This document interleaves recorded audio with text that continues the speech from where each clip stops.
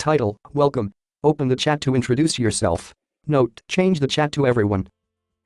So welcome everyone once more to the informational webinar on supporting adjunct faculty research-based recommendations. So without further ado, today we are joined by Dr. Van Davis, who's the Chief Strategy Officer at WCET, as well as the Service Design and Strategy Officer at Every Learner Everywhere, Dr. Abby McGuire, who's the Director of Research at the OLC, and Dr. Nicole Weber, who's the Associate Vice President of Learning at the OLC. I know they have a fantastic presentation prepared for you all today. Excuse me. So at this time, I'm going to stop sharing and hand the mic over to them to help get us started. The floor is all yours. Text: Caitlin Garrett. All right, thank you so much, Caitlin, and thank you for everyone for joining us today. I think what we'll get started is just telling you a little bit about ourselves. So my name is Nicole Weber, and I'm the Associate Vice President of Learning here at the Online Learning Consortium. I've been at the Online Learning Consortium just for over a year now, and I think that this topic is near and dear to my heart because before coming to the OLC, I was an adjunct myself. So at OLC, I get the wonderful opportunity to work across the organization and with great partners like WCET and the Every Learner Everywhere network on research and publications that support individuals and institutions as they really work to advance the quality of their teaching and learning experiences. So I'm excited to be here today. I'll turn things over to Abby. Hello, everyone. Thank you so much for joining us today. We're so excited to share these study findings with you. As Nicole said, this is a topic that's really near and dear to our hearts, just given our position in higher education and given the importance of student success and student learning. And we really believe that one way we can accomplish that is through the support of online adjunct faculty. So our recommendations today will really highlight that. I'm Abby McGuire. I'm the Director of Research at the OLC. So I work really closely with Nicole. I work across our studies and publications. So we do a number of studies with through different partnerships on all kinds of different topics. So we really have our finger on the pulse of what's happening with online education, and excited to share that with you. Text: Welcome and introductions. And good morning or good afternoon, depending upon which time zone you're in. My name is Van Davis. I am the Service Design and Strategy Officer for Every Learner Everywhere, but also the Chief Strategy Officer for WCET. And we are really excited, as Nicole and Abby have said, to share this research findings with you, our recommendations for how institutions can best support online adjunct faculty, as well as what's going on in the field. And we are particularly grateful for the financial support from Every Learner Everywhere to be able to do this research, which will result in both a white paper with the research findings as well as a playbook for how institutions can best support online adjunct faculty. So thank you for joining us this morning or this afternoon. Title: Partnership Goals, Study Goals, Forthcoming Publications, Report and Playbook. Thank you, Van. As organizations dedicated to quality digital learning in higher education, OLC and WCT have found a great synergy in partnering to explore key areas and questions that institutions of higher education have. With WCT's focus on things like practice and policy and advocacy, and OLC's focus on advancing quality digital learning and teaching experiences, we really have this shared interest in investigating systems across institutions of higher education in the US that really supports adjuncts' abilities to facilitate deep learning experiences to their students. So like Van said, with the support of Every Learner Everywhere, which Every Learner Everywhere, or we call them ELE is their acronym. In higher education, we have a lot of acronyms, right? So ELE is a network of 12 partner organizations, which OLC and WCET are a part of. And the organization really works to support the work that investigates and shares ideas that improve student outcomes through innovative teaching strategies, including both the adoption of tools and different practices. As Van kind of talked about before, the results of our shared work, we're really excited to share with you today, as well as release in forthcoming publications that really feature the research that was conducted in a dedicated report, as Van said, and also an action-oriented playbook informed by the research that'll really help institutions plan efforts to support their adjunct populations. And so what today is, it's a little bit of a sneak peek or a teaser for those publications, which we're also very excited about. So with that, I'll turn things back over to Abby to talk a little bit more about the study, as well as why it's important in this time and space that we find ourselves in. Over to you, Abby. Thank you, Nicole. So the research question that really drove the direction of our study, what we were really interested in exploring, was looking at how are institutions onboarding, training, supporting, and developing online adjunct faculty.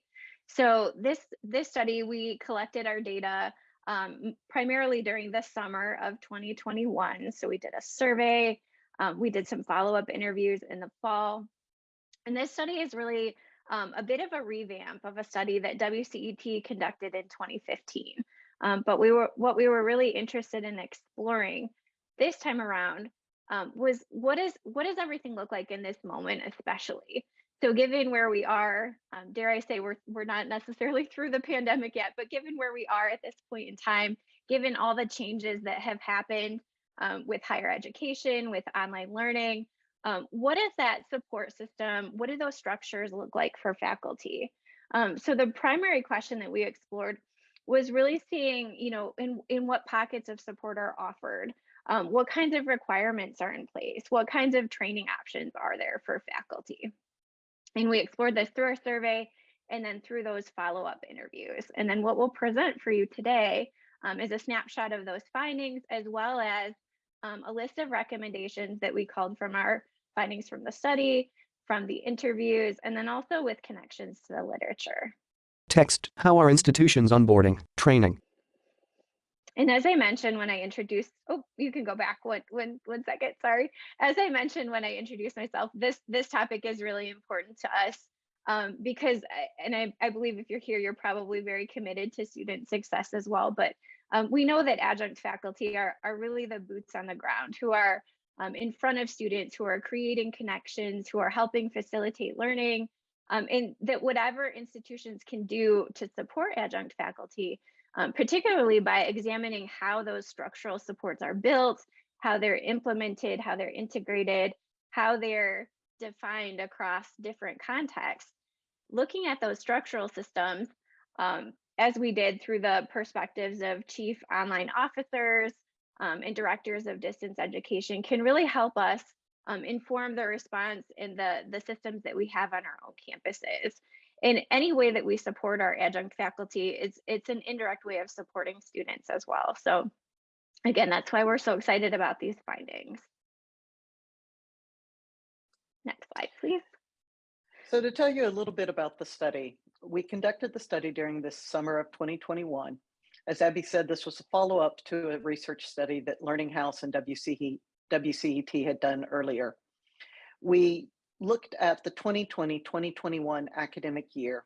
We had about 116 respondents, and those respondents ran the gamut between the types of institutions, although overwhelmingly our respondents were from public institutions, 42.7% from two-year primarily associates, 25.6% from four-year primarily baccalaureate or graduates. We had about 28% from private nonprofit institutions and a little over 1% from private for-profit institutions. Institutional size tended to be medium to large, although we did have a little over 19% from institutions with less than 500 FTE, but the majority of our schools were over 1,000 FTE, with 26.5% from 1,000 to 3,000, a little over 13% from 3,000 to 5,000, and almost a quarter, a little over 24% from institutions with more than 5,000 FTE.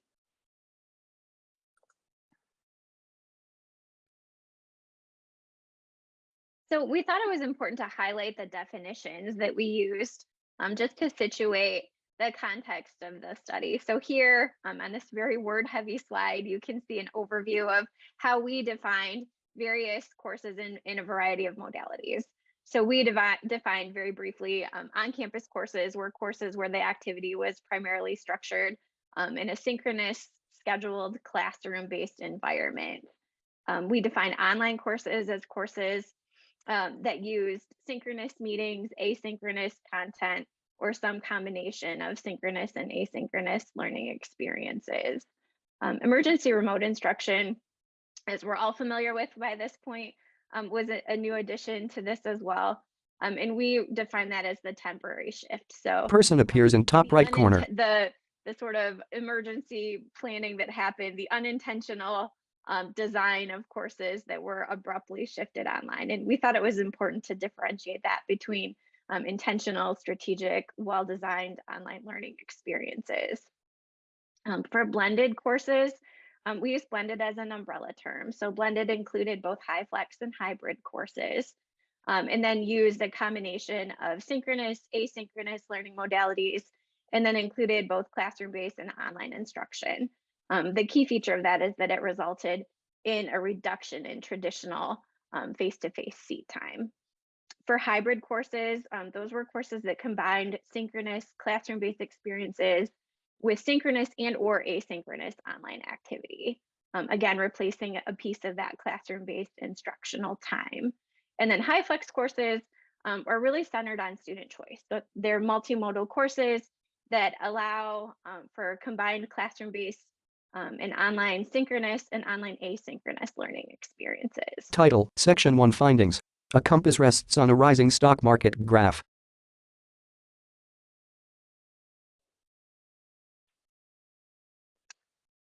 Dan, I think we lost your sound. There we go. Let me talk a few minutes here about the findings before we move into recommendations. And let me just quickly clarify. The 116 represented 116 different institutions. So we had 116 different institutions that responded to our survey. Those were primarily chief distance education officers, although some of them might have been provosts or vice presidents for academic affairs, but they were primarily the chief distance education officer. And one of the things that we were really interested in was to try to understand how 2020, 2021 had changed the use of online adjuncts. And what we found was, and this really should come as no surprise, given the volatility of everything that was happening in 2020 and 2021, what we found was that there was an increase. 47% of our respondents reported that there was an increase in the use of online adjunct faculty, whereas almost 43.5, just a little over 43% said that that stayed the same. And not quite 10% said that there was a decrease actually in the use of online adjunct faculty. So what we found was that the use of online adjunct faculty had either increased or had remained stable during 2020, 2021. And undoubtedly the pandemic had something to do with that, we think. What we were also really interested in was how did the modality of the course impact the amount of training that online adjuncts received. And what we found was that when we looked at asynchronous online education, the amount of training that online adjuncts were receiving was actually pretty excellent. Almost 30.5% of our respondent institutions reported that 100% of their online adjuncts received training for asynchronous online delivery. A chart appears. And whenever we look at that 51 to 75% and 76 to 99% categories, what we see is really over half of online adjuncts were receiving, a significant number were receiving training for asynchronous online delivery.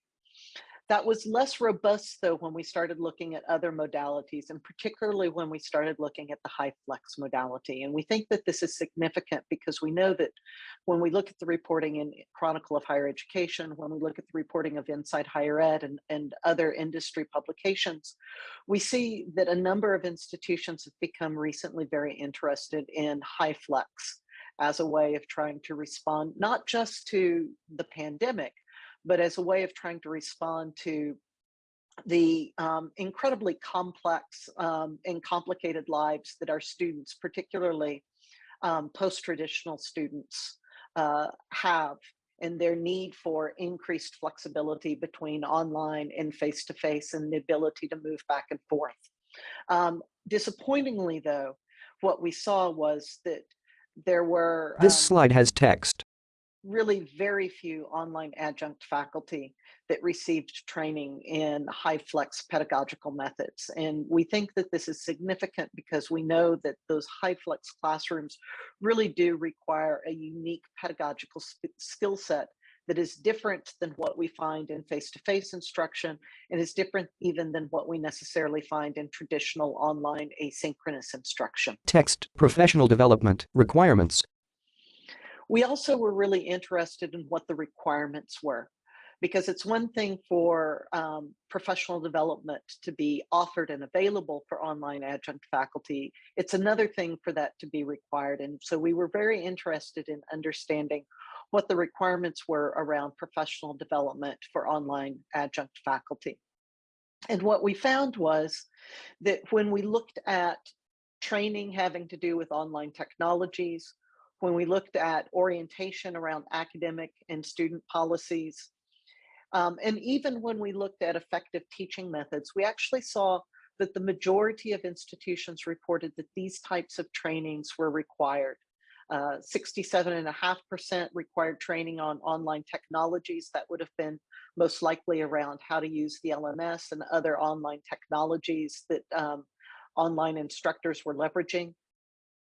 A little over 66% required training or orientation around academic and student policies. And hearteningly, that's a hard word to say. Most require technical and teaching training. Promisingly, that's an easier word to say. Promisingly, 53% said that they required online adjunct faculty to have some sort of training on effective teaching methods. Also promisingly is the fact, and we'll talk a little bit about this in a couple of slides, is given Black Lives Matter, given our renewed emphasis on diversity, equity, and inclusion, and particularly on equity in higher education, and the challenges that we know that were created both from the social movements in the United States as well as from the pandemic, we saw that almost 17% of institutions actually required their online adjuncts to have some sort of diversity, equity, and inclusion training. A horizontal bar chart. The top requirements are listed.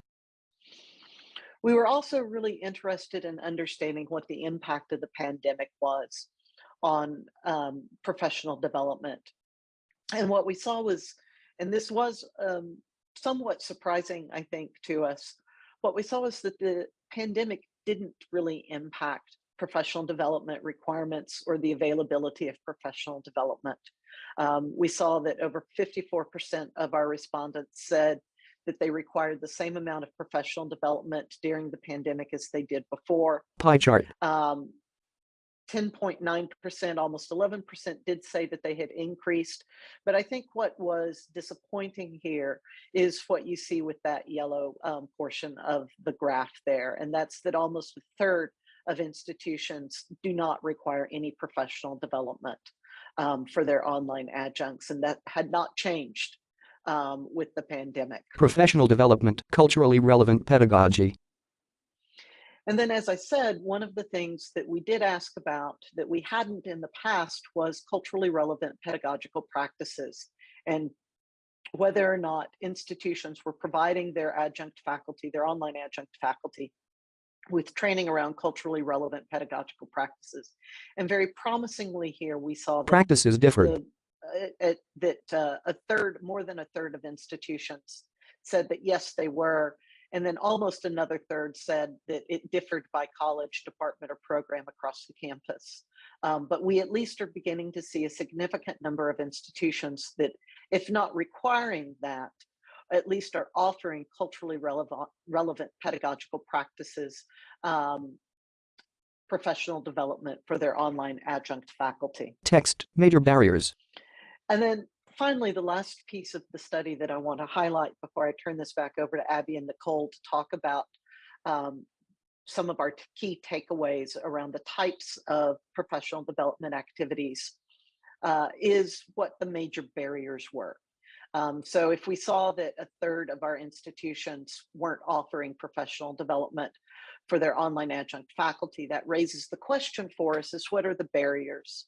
And not surprisingly, what we saw was funding and time.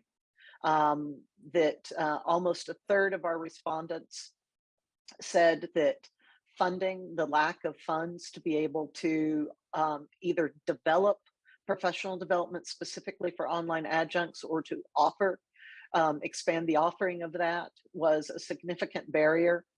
And that same amount, almost a third, also reported that staff time was a significant barrier, that even if they wanted to offer professional development opportunities for online adjuncts or require professional development opportunities for online adjuncts, that they didn't have the staffing, the human resources to be able to do it. So we saw that fiscal resources and human resources were significant barriers for online adjunct professional development. We also saw, and I think that this is somewhat important, was the availability of adjuncts and the multiple commitments. A number of respondents, both in open-ended questions on the survey as well as in follow-up interviews that we had with both respondents and non-respondents, talked about how they were mindful that many of their adjunct faculty had multiple commitments, whether that was teaching across multiple institutions or having a full-time job in addition to adjuncting, and that lack of availability was a significant barrier in being able to require or even offer professional development opportunities that online adjuncts were able to leverage. And with that, I'm going to turn it back over to Nicole and Abby to talk about the most effective pedagogical practices that online adjuncts are using. Great, thank you so much, Van. So, in addition to asking respondents to really provide that information about their institution's use of online adjunct faculty, professional development modalities and requirements, and also pandemic impacts, we're also really interested in understanding the use of a variety of instructional practices, many of which you see outlined here, that effective online adjuncts used, as well as we'll talk about in a few slides, the ones that they seem to struggle to incorporate. So from the literature and prior research, we really know just how important things like digestible course organization, key connections between instructors and students, and as well as like content in the larger world and timely feedback really are. So over half the participants taking the survey reported seeing their adjuncts integrate effective practices like, as you can see here at the top, well-organized course, is clearly designed. So those course organization strategies, connecting with students, providing that timely feedback, and really helping students make connections from the content topics to kind of that broader world.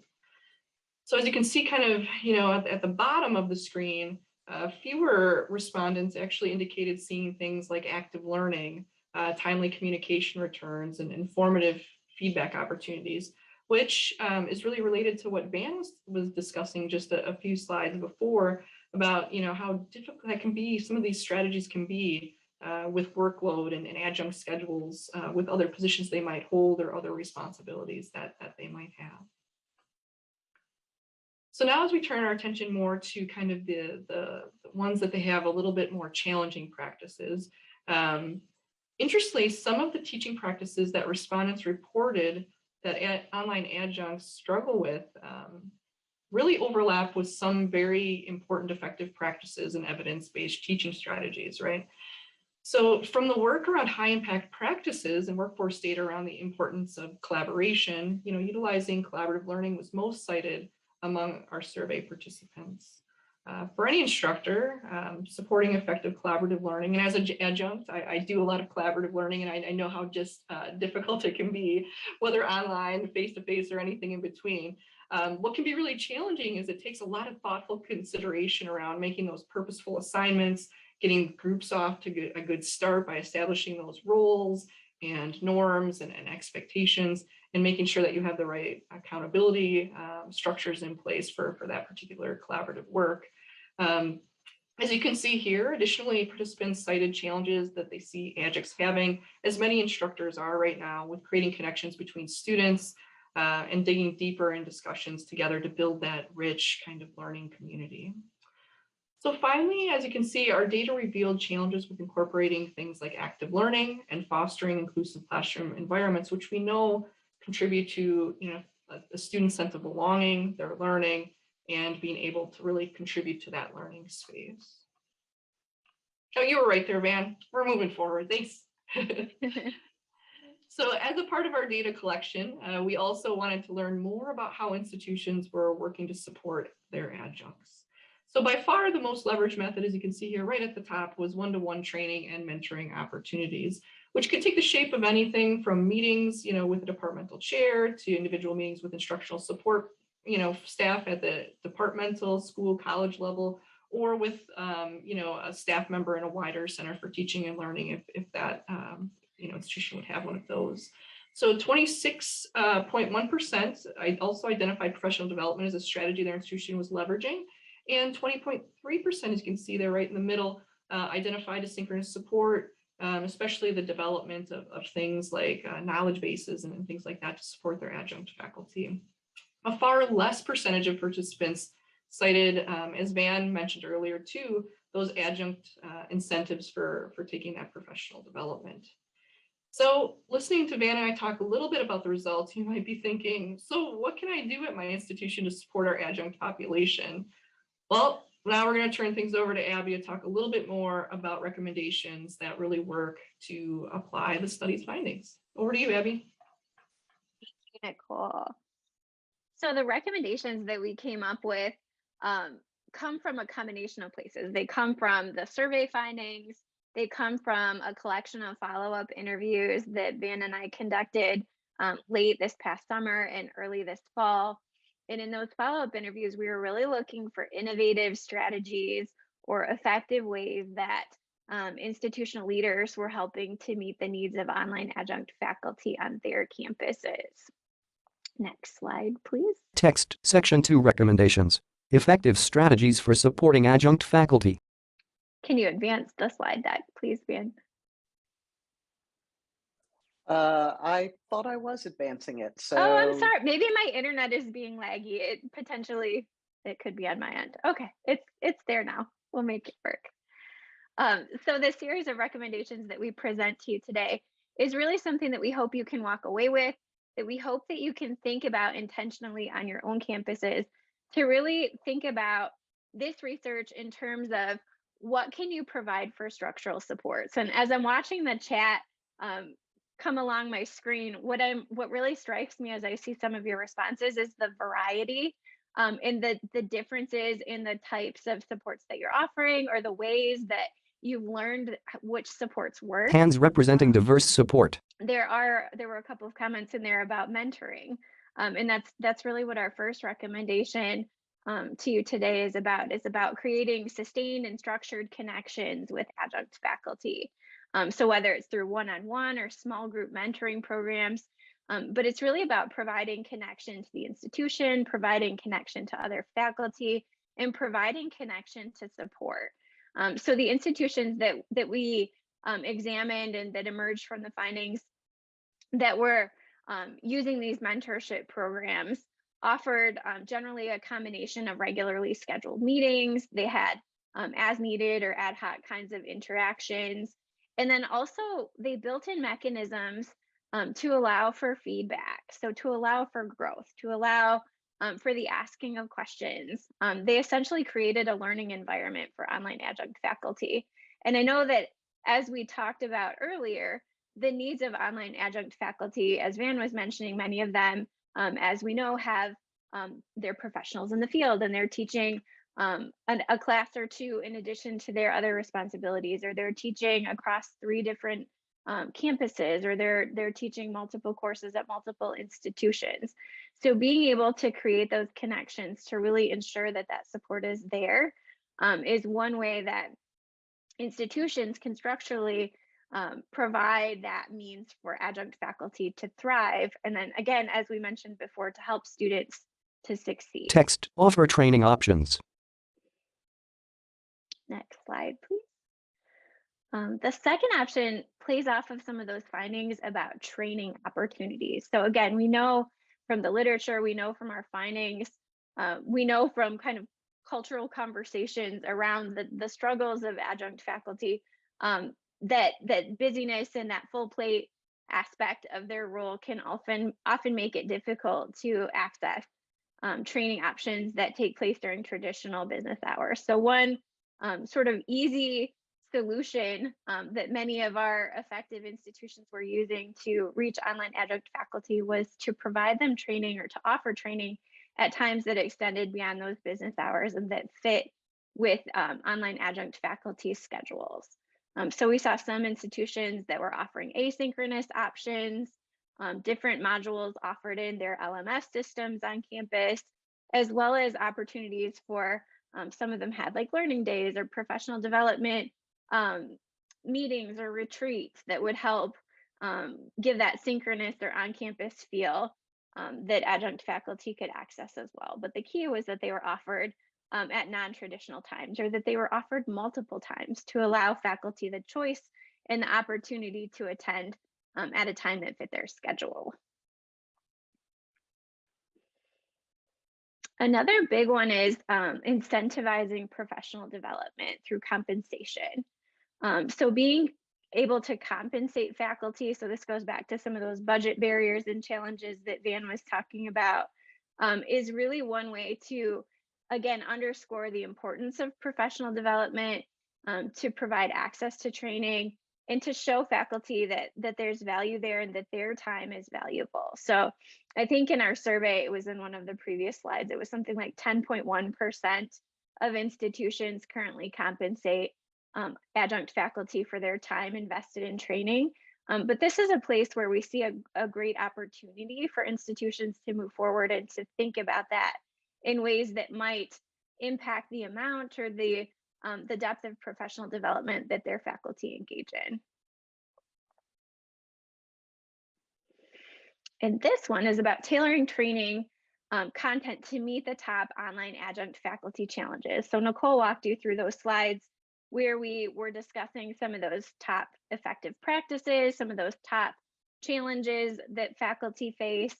One of the most interesting parts of the survey, as we were looking through the findings, so the top challenges question, we left an open-ended text box so that respondents could either select from some of the answers that we had provided, or they could provide their own when it came to challenges that faculty faced on their campus.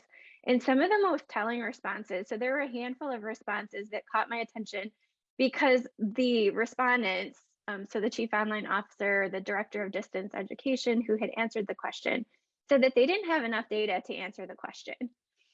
And the more I thought about that, the more telling I thought that was. Like, how interesting is that at highlighting an opportunity to do some backyard research on your campus to find out what those challenges are. So on this slide, you see the top challenges that we found through our research. So collaborative learning, creating connections between students, facilitating group discussion, active learning, inclusive classroom, culturally relevant teaching. So those are some of the things that came out through the aggregate data. But what an opportunity for you here as leaders, for you as educators, to do your own research and to see what some of those challenges are on your campus, and then to tailor the training opportunities for your faculty based on some of the challenges that they're actually articulating and that they're actually seeing in their classrooms and facing in their day-to-day responsibilities as educators. I think that's one of the biggest ones, or that's one of my favorite findings, is being able to really, but I love digging into the data, so no surprises there. But I think that's a ripe opportunity that's worth highlighting. Text, provide recognition. And then finally, through those interviews and through the literature, we also found evidence that providing recognition for exemplary online adjunct faculty who are using these effective practices, who are, helping support their students, who are really making a difference in the classroom, can provide all the difference to make that success continue. So acknowledging those successes, either through formal means, so whether you have formal awards or some kind of recognition, or even informal recognition through emails, calls, thank yous, but some kind of acknowledgement that what they're doing matters, and that the work they're doing is important to the institution and that it's important to students, because I think sometimes it can be really easy to be overlooked because but at the same time, it's a very essential piece of what helps an institution serve their students. So we should be very explicit in our recommendations in those areas as well. Text questions. A question mark in mint green. So that is everything that we brought for you today. We wanted to reserve some time for you to discuss and for you to ask us questions. I see that the chat has been going off with all kinds of different examples and ways that people are meeting the needs of their adjunct faculty. So please hit us with your questions. Caitlin, was there anything that came up in the chat? Yeah, so it's mostly been comments so far in the chat. We do have a couple of questions in the Q&A, and then I see we have a hand raised as well. So we can start with the first question in the Q&A from Marcy about how are institutions recruiting or finding experienced online instructors post-quarantine and pandemic? And she followed it up with, are there any differences pre and post-pandemic or from the last report several years ago? That wasn't one of the things that we specifically looked at. We didn't ask about hiring practices in this report. We did in the previous one, but we didn't ask about hiring practices in this report. I think what you're highlighting, though, is something that's been an extraordinary challenge for many institutions, and that is finding adjuncts who can teach online that have that pedagogical training coming into the institution, and so that the institution doesn't have to invest as much time and effort into training those adjuncts. And certainly that's one of the things that I think many institutions are finding challenging now, just as many institutions are finding enormous challenges in finding instructional designers and instructional technologists. But I'd be curious if Nicole and Abby have a different take on this. I think what this most makes me think of is some of the recommendations for future research that we had tossed around after completing this study. So as Van mentioned, we didn't really look at experience level of instructors with this particular study. The other thing we did not do was look at different needs by discipline or department. So for future research, if this is a topic that's of interest to any of you, I would encourage you to explore some of those aspects or to pull together some findings or some research that can explore some of those nuances that we weren't able to do here. Because again, this one was about connecting with Displayed. Online officers and directors of distance education. So we had more of an aerial view of the institution as a whole versus some of those more specific things. Nicole? And I think I would just add that, the research didn't necessarily focus in that place, but I think observationally, as I kind of do scans of, different, the Chronicle and Inside Higher Ed and some other places of, just the job boards and things like that, right? So what we're seeing in those, just observationally, is a lot more like adjunct postings than I think that I have seen before, or even in, places like, different social media groups and things like that. So if I had to guess, I would think that it seems like a lot of institutions are really thinking about their online learning strategy, right? So they're thinking about, how can I take what we've learned and invested in during this pandemic period, and in our student support services, those wraparound services, and also how we've maybe upskilled our teaching staff, and how can we really make efforts towards that quality, online education experience. And so what that's doing is the more that you have online, it opens up the adjunct pool a bit. So it's not so much just staying regional or close to an institution, which you would need face-to-face for, but it's really opening up those lines as well to be able to bring in expertise from further away to teach in one's institution as well. So I'm just seeing that a little bit more as I look at job boards, but that, like I said, that's just observational, not real research there.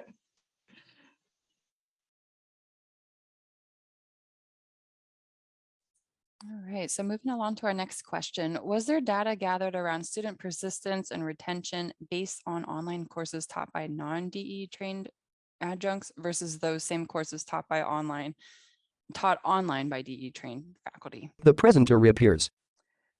That wasn't the purview of this particular study, although I think that that raises a really interesting research question. What we were doing was, as Abby had said, we were taking sort of that 10,000-foot view and talking to the directors of distance learning, chief online officers, rather than looking at actually student outcomes.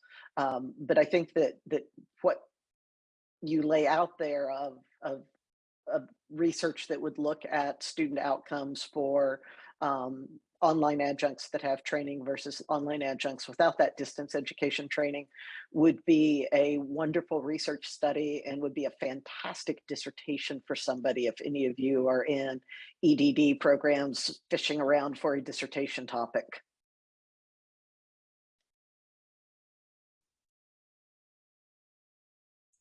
All right, thank you. Next question from Scott Ham. What are you forecasting in the next 2 to 3 years in the online research arena, in addition to the great pandemic affiliation realities being addressed in many spaces?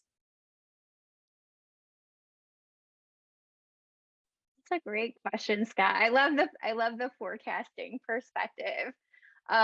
What I hope that comes out of this, so again, this is the world according to Abby McGuire, so don't quote me for this forever. But what I hope that comes out of this particular study is I hope that those of you here today, those of you who read the resources that we produced, I hope that you're able to take sort of that structural perspective, that 10,000-foot view, as Van puts it, and look at the supports that are in place on your campuses and to critically evaluate what strengths, what weaknesses are in your own programs, are in your own communication structures, and to be able to really help serve adjunct faculty to help them serve students. I think it really starts now. I think we've all been through a lot together the last few years, and I think that as far as what we've been through and how that will influence our future, I think it's changed sort of collectively our relationship with online learning, our view of the importance of intentionality, of making strategic design choices and decisions with regard to the way that we reach our learners. And I think a really big part of that is the way that we support the people who are in the classroom. So I don't know if my forecast is correct, but what I hope that we see is a greater emphasis on adjunct faculty support to really help to make that a reality.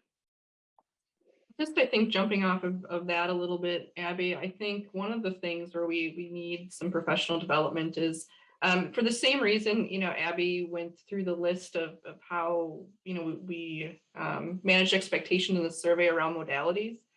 We fully acknowledge that on campuses across the US and beyond globally, that people are taking their own spins on what those modalities are called and how they're putting them together. So I think one of the things that we really need to focus on too in research and professional development, and it all goes together, right, is really digging into the effective practices of the different modalities that are emerging, and really making sure that our faculty, whether tenure track or adjunct, are fully prepared to be able to do those modalities and really create those deep learning experiences for students, no matter the modality. And I think what I would add to what Nicole just said is really what I hope we see happen in the next 2 to 3 years is having a better understanding of which of those modalities are effective for which particular disaggregated student groups. We know that all students are not the same. And if we could get better insight into, are there certain modalities or are there certain practices within modalities that are particularly effective for different student groups to begin to move more towards individualized student instruction, I think that that would be wonderful and really would begin to move us towards that improved student success, which is what this is at the end of the day all about, is improving the learning outcomes and the success of students. Great, thank you for those responses. That ties nicely into the next question about ultimately the goal is supporting strong adjunct faculty for those student outcomes. And the question is, do you have recommendations for which challenges faced by adjunct faculty, if they've been addressed, are most likely to make improvements in student learning?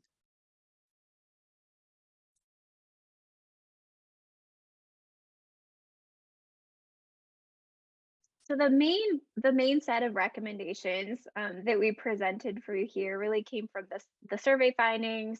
It came from the interview findings, and then also from connections to the literature. So as far as like, again, the scope of this study wasn't necessarily to evaluate the effectiveness of each of the recommendations. The recommendations really emerged from the data that we collected in the study. So those would be sort of, again, the future research bucket. But as far as those challenges and if they're likely to make a difference and an improvement in student learning, I can tell you from the interviews that we conducted and just kind of specifically thinking about some of those examples that were shared, were that the institutions who had intentionally and structurally built-in supports for faculty. So some of those things like we talked about, addressing challenges through specific development opportunities, mentoring programs, professional development training that's compensated or that's offered at multiple times or beyond business hours. Those were the kinds of things that our interview participants really sort of gave story to through some of the deep examples and experiences that they shared. So while we didn't quantifiably prove which recommendations were most effective or how, we were able to sort of dip our toes in the water and explore what some of those things look like at a variety of different institutions and institutional types through our participants' eyes. So I would definitely encourage you to do further reading or to perhaps, again, if you're looking for a study topic or even something to explore on your own campus. Nicole and I often refer to backyard research or research starters. That would be a really robust place to begin some of that exploration where you can really begin initiating change work, right? To see what you have in place and what you need, and then how to move forward. A large question mark appears. Great, thank you, Abby. This next question from Jamie. Abby, I think you hit on a couple of key pieces here, but Jamie asks, this may include time commitments, but we offer a lot of training, but not a lot of adjuncts take advantage of it or are unaware because they don't use their school email. How do we get them to come besides evenings and weekends? And Abby, you had just mentioned things like compensation and multiple days and times. Just wondering if there's any other suggestions, maybe our attendees as well. If you have any suggestions, please feel free to pop them in the chat. Yeah, I think, Caitlin, something that comes to top of mind is really thinking about at your institution, where are adjunct faculty coming through and what's their entry, what's their gateway, who is their connecting piece, to the institution and their work. And, it can be different at every institution. So really finding and understanding that pathway for adjuncts is important. I know I could speak from my past adjunct work, it's the department chair. So in cases like that, you might investigate really making sure that you're letting the department chairs really know particularly about, what the different opportunities are for their adjunct faculty to get up to speed on both technology and pedagogy and everything in between. So I think really doing that. And so I think it's an awareness thing. I think it's also, as Abby and Van both have been talking about, it's a little bit about the flexibility of offerings too, which I know Abby mentioned a little bit as well. And also thinking about, leveraging different modalities and really using it almost as a model to do some teaching about some effective practices, but also giving some of that flexibility to folks through different ways that we might not have, thought about instructional development before around self-paced opportunities and things like that. A question mark.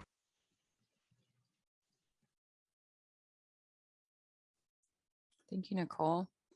And I see Abby put a call out there to please pop your email in the chat if you're interested in accessing the forthcoming report and playbook. So you'll be sent those resources upon publication. Any other questions as we start to wrap up here?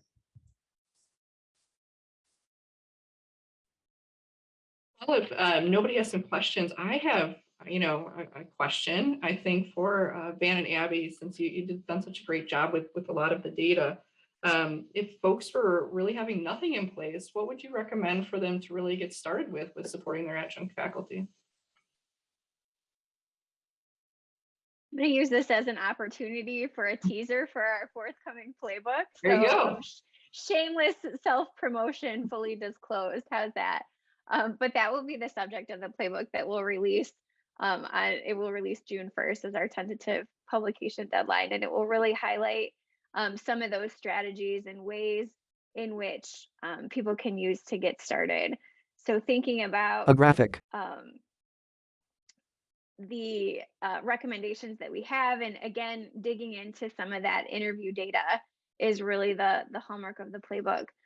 If you're on your own campus and looking at some of those recommendations or thinking about it intentionally, again, I think is really the first step. So you're here today, you're thinking about it in a structural and significant way. And I think that's what I most gathered from the interviews that I conducted, was that the conversation almost served as a way for the participants, so the chief online officer, the director of distance education, to take that aerial view of what online adjunct faculty support looks like on their campus. So I think number one, like before the playbook comes out and you can read it, that's what I would get started with in the interim, is really trying to get that landscape analysis of your own campus, of what you have in place, of what's going on. The other thing, you're here today, you're doing this. So there are all kinds of emails in the chats, there are all kinds of names and introductions. So LinkedIn friend some of these people, make some connections today. If someone is doing an interesting strategy that you think might be beneficial on your campus, learn more about it. So just do some boots on the ground legwork and talk to others and do some exploration, some informal kinds of research where you immerse yourself in what some of those really effective practices are. Or, how do you start a mentorship program? Or how do you, like the piece of the question we just answered, how do you require that faculty check their student or institutional emails? Those are the kinds of things that you can ask your colleagues and rely on for support that you can't necessarily get by reading a research article or reading a study. So to get started, I would encourage you to look at your own campus, and then also to branch out and to look at what others are doing as well. And then of course, we know a lot through research. So whether it's research you conduct on your own campus, or whether it's research that you access, published research or conference presentations or webinar trainings like this, just continue to seek that out and to immerse yourself in it, because that's really how you develop a level of expertise that will help you to operationalize these things. So it's not just about gaining the knowledge or learning the strategies, but it's really about that change in perspective and the application of those pieces. So thinking about that is a really thoughtful way to move forward with it, to take what you learned today and then to apply it and to continue thinking about it. I think for me, one of the most promising practices is looking at ways to incentivize online adjuncts to be able to participate. And that's also probably one of, to be quite frank, probably one of the most difficult to do, because of the fiscal and human resource challenges that many institutions have. I think that, one of the things that we have seen happen coming out of COVID is that the federal COVID relief funds have been used by many institutions to augment their professional development. And that's been one way to begin to get beyond those fiscal and those human resources to be able to offer more professional development opportunities for everyone, but especially for online adjuncts. And we heard that in some of the interviews where we had institutions that had leveraged the COVID federal relief funds for professional development and had specifically included their online adjuncts. I would say out there that there is still federal COVID relief funds are still available. There's an appallingly large amount of those funds that have gone untapped. And so you might check to see if your university has fully leveraged their ability to utilize those funds. And if not, suggest that you do so focusing on professional development.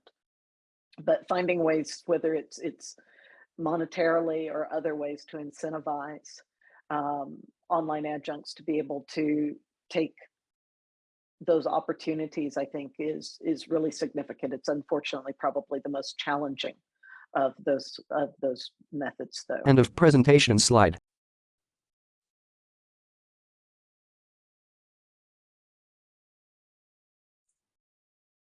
All right, so I'm just going to jump in and just give a huge thank you to Abby, Nicole, and Van. Thank you so much for sharing the findings and the recommendations with us today.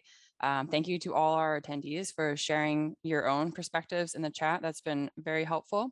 I'd just like to verbalize for the benefit of the recording. If you weren't able to attend live and you're watching this recording back and would like to receive access to the forthcoming report and the playbook, you can send an email to research@onlinelearning-c.org. And just a reminder, everyone that was registered will receive the recording link and a link to the slides tomorrow afternoon. So thank you again, and hope everyone has a fantastic rest of their day.